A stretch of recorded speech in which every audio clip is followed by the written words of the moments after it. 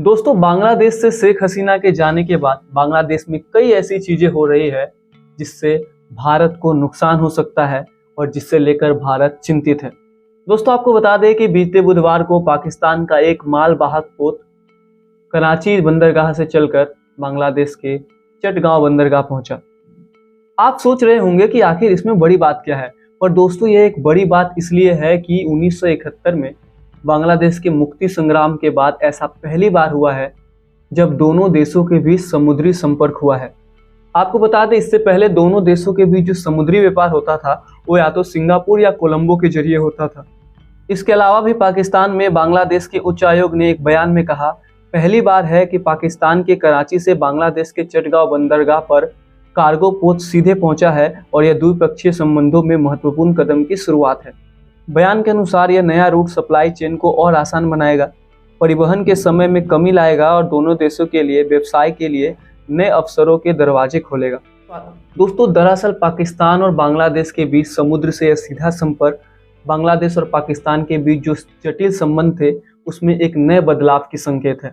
साथ ही यह इस बात का भी संकेत है कि प्रो इंडिया शेख हसीना के बांग्लादेश से जाने के बाद बांग्लादेश की जो नई सरकार है जिसका नेतृत्व मोहम्मद यूनुस कर रहे हैं वो पाकिस्तान से नज़दीकियां बढ़ा रहे हैं। दोनों देशों में ये नए तरीके की रिश्ते की शुरुआत है जो भारत के लिए किसी भी स्तर पर अच्छा नहीं है। वहीं दूसरी ओर बांग्लादेश और भारत के रिश्तों की बात करें तो अपने सबसे बुरे दौर से गुजर रहे हैं। ऐसा पहली बार हुआ है जो बांग्लादेश और भारत के बीच जो रिश्ते हैं वो इतने ज़्यादा करवाहट भरे हो गए हैं। जानकारी के लिए बता दें कि शेख हसीना के बांग्लादेश से जाने के बाद कराची और इस्लामाबाद दोनों ने अपने रिश्तों को सुधारने की बात कही है।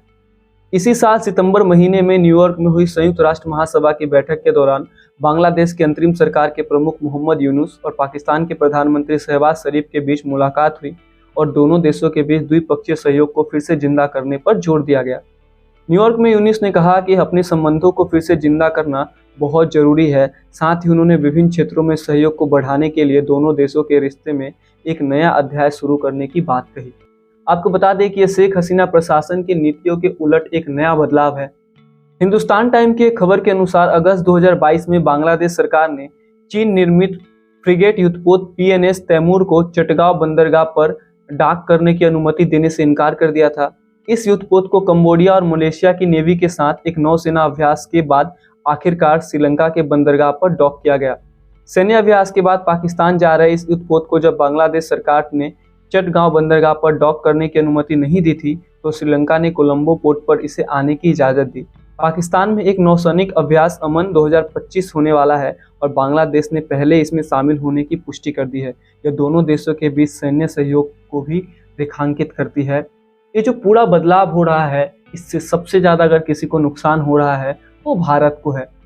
हालांकि कुछ लोग ये कयास लगाए रहे हैं कि अमेरिका में ट्रंप की सरकार की वापसी के बाद बांग्लादेश में जो यूनिस सरकार की जो मुश्किलें हैं वो बढ़ सकती है, लेकिन फिलहाल इसके दूर दूर तक जो कोई आसार है वो दिख तो नहीं रहे हैं और बांग्लादेश के और भारत के अपने पड़ोसियों से जो रिश्ते हैं वो काफ़ी बुरे दौर से गुजर रहे हैं। बहरहाल, आप इस पर क्या सोचते हैं कमेंट्स में जरूर बताइएगा। तब तक के लिए अपना बहुत ख्याल रखिए। धन्यवाद।